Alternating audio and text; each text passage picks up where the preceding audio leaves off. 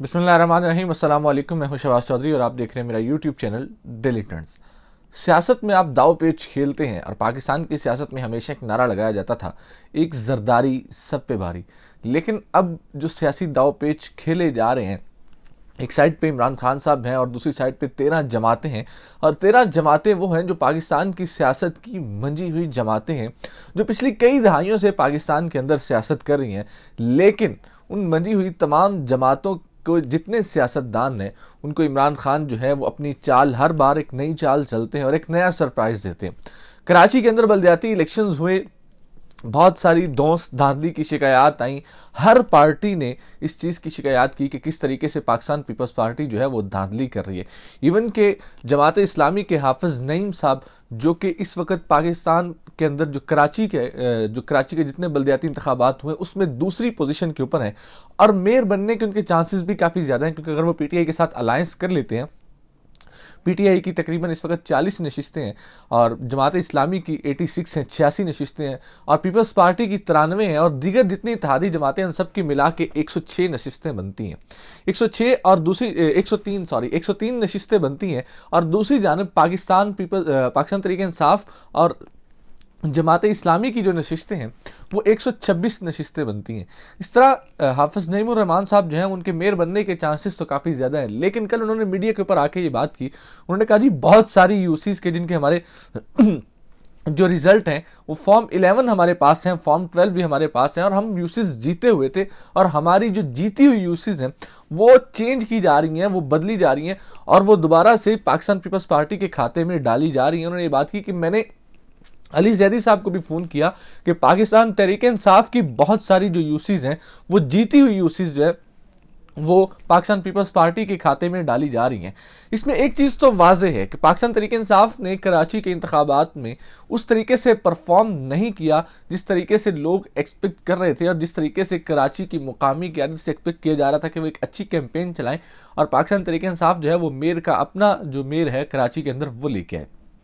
ये चीज़ें तो सेकेंडरी हो जाती हैं। दूसरी एक चीज़ ये भी है कि किस तरीके से पाकिस्तान पीपल्स पार्टी की जानिब से धांधली की गई और पाकिस्तान पीपल्स पार्टी की जानिब से बहुत सारी वो वीडियोस भी आई, किस तरीके से ठप्पे जो है वो बसेस में बैठ के, गाड़ियों में बैठ के लगाए जा रहे थे। और इलेक्शन कमीशन का जो अमला था उसमें बहुत सारे जो है वो कोई हार्डवेयर की दुकान वाला है, कोई स्पेयर पार्ट्स वाला है, उसको भी इलेक्शन कमीशन का अमला बनाया हुआ था और वो वहाँ बैठ के ठप्पे लगा रहा था। ये चीज़ें तो बड़ी वाज़ेह कराची के इलेक्शन में देखने को मिली। लेकिन इसके बावजूद भी जरदारी साहब जो है पाकिस्तान पीपल्स पार्टी अपना मेयर नहीं ला सकेगी। ये सब कुछ करने के बाद, पहली पोजीशन लेने के बाद भी, और ये कल सईद गनी साहब ने प्रेस कॉन्फ्रेंस भी की, उन्होंने कहा जी हम जो है वो कराची की सिंगल लार्जेस्ट पार्टी तो नहीं है लेकिन हमारे पास वाज़ेह अक्सरियत है, हमारी जो सीटें हैं वो काफ़ी ज़्यादा हैं और हम जो है अपना मेयर लेके आएंगे और हम मेयर जो है पीपल्स पार्टी का होगा। लेकिन अब खबरें ये आ रही हैं कि जमात इस्लामी और पाकिस्तान तहरीक इंसाफ जो है वो इत्तेहाद करेगी और इसके लिए हाफिज़ नईम साहब जो है वो मेयर कैंडिडेट होंगे कराची के और पाकिस्तान तहरीक इंसाफ के जो मेयर के कैंडिडेट होंगे वो भी हाफिज़ नईम साहब होंगे। अलबत्ता जो डिप्टी मेयर होगा वो पाकिस्तान तहरीक इंसाफ से होगा।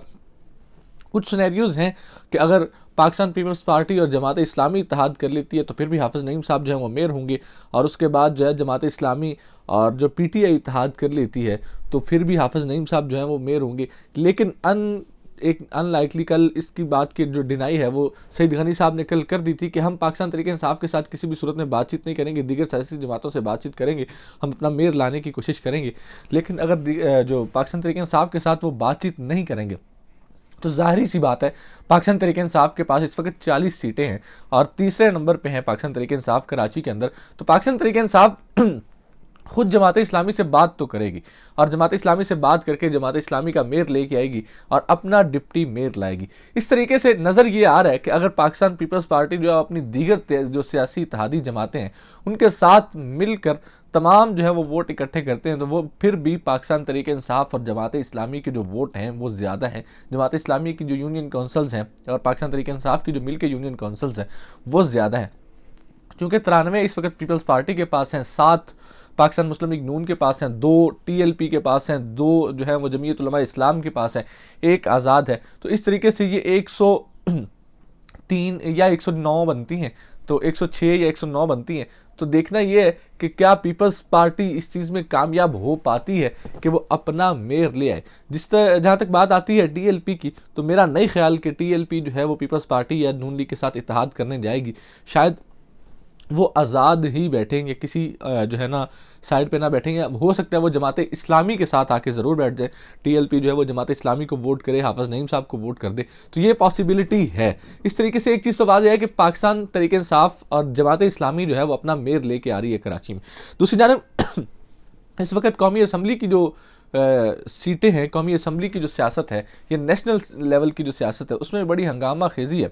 कल इमरान खान साहब ने कहा जी हम कौमी असम्बली में वापस जा रहे हैं, तो एक बड़ा हंगामा बचा मीडिया के ऊपर। तो फिर उन्होंने वाजे किया कि हम कौमी असम्बली में अगर वापस गए तो सिर्फ और सिर्फ जो है वो निगरान सेटअप के लिए जाएंगे। निगरान सेटअप को जो है वो अगर हम ये चाहते हैं कि अगर हम कौमी असम्बली में ना गए तो ये जो इस वक्त हुकूमत है ये राजा रियाज के साथ मिलकर अपनी मर्जी का एक निगरान सेटअप लगाएंगे, और निगरान सेटअप लगाने के बाद जो है वो इलेक्शन फिर एक दफ़ा से जो इलेक्शन होने जा रहे हैं वो एक दफ़ा फिर इलेक्शन बग होने का ख़तरा है। तो हम इलेक्शन कमीशन या जो जितनी पीडीएम की जमातें और अपोजिशन में इस वक्त राजा रियाज साहब अपोजिशन लीडर हैं, तो इन सब का खेल बिगाड़ने के लिए इमरान खान साहब ने कहा कि हम जो इलेक्शन के लिए निगरान सेटअप है उसके लिए कौमी असम्बली में जा रहे हैं। आज इमरान खान साहब ने एक बात की, पिछले काफ़ी दिनों से शोर आ रहा था कि तहरीक अदम एतमाद जमा करवाई जाएगी पीटीआई की जानिब से। आज ये खबरें आई हैं कि तहरीक अदम एतमाद जो है वो पीटीआई बिल्कुल जमा नहीं करवाएगी।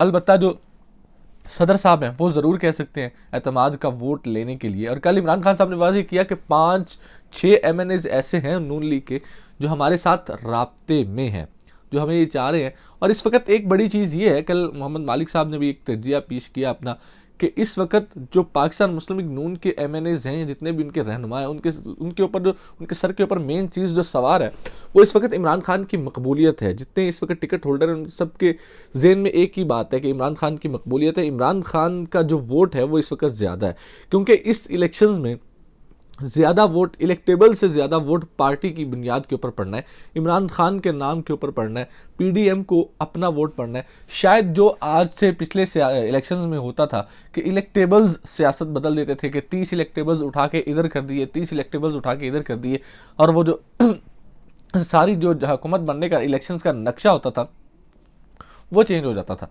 अब ऐसा नहीं है, अब पार्टी के ऊपर वोट पड़ना है। और एक अहम चीज़ और है, एक चीज़ ये है कि आज से कुछ अर्सा कबल, ये क्रेडिट भी इमरान खान साहब को जाता है कि कुछ अर्सा कबल ये होता था कि एक ऑफिसर जो है वो सीटी बजाता था और आधी पार्टी उठ के दूसरी साइड पे चल जाती थी। और पार्टियां जो पाकिस्तान के अंदर लोटा क्रेसी का एक बड़ा रुझान था कि जैसे ही इलेक्शंस आने वाले होते थे एक पार्टी से 40 बंदे टूटते थे, दूसरी पार्टी में चल जाते थे, उधर से 30 बंदे टूटते थे, तीसरी पार्टी में चल जाते थे, और यूं घूम घुमा के वही 40 से 45 लोग होते थे जो हुकूमतें बनाने और गिनाने में किरदार अदा करते थे। अब इतने प्रेशर के बावजूद भी अगर लोग नहीं जा रहे, और इतने प्रेशर के बावजूद अगर लोग किसी पार्टी को छोड़ कर दूसरी पार्टी में नहीं जा रहे, तो एक चीज़ तो वाज़ेह है कि हर किसी को अपना सियासी करियर अजीज़ है, हर किसी ने अपनी सियासत बचानी है। तो इतना प्रेशर और इतना कहने के बावजूद, ऑफर्स करवाने के बावजूद अगर लोग अपनी पार्टियां नहीं छोड़ रहे, तो उसमें एक चीज़ तो वाज़ेह है कि इमरान खान की मकबूलियत और इमरान खान ने जो लूटा क्रेसी और पार्टी की सियासत को आगे, इलेक्टेबल्स की सियासत को जिस तरीके से ख़त्म किया है, ये क्रेडिट भी इमरान खान को जाता है।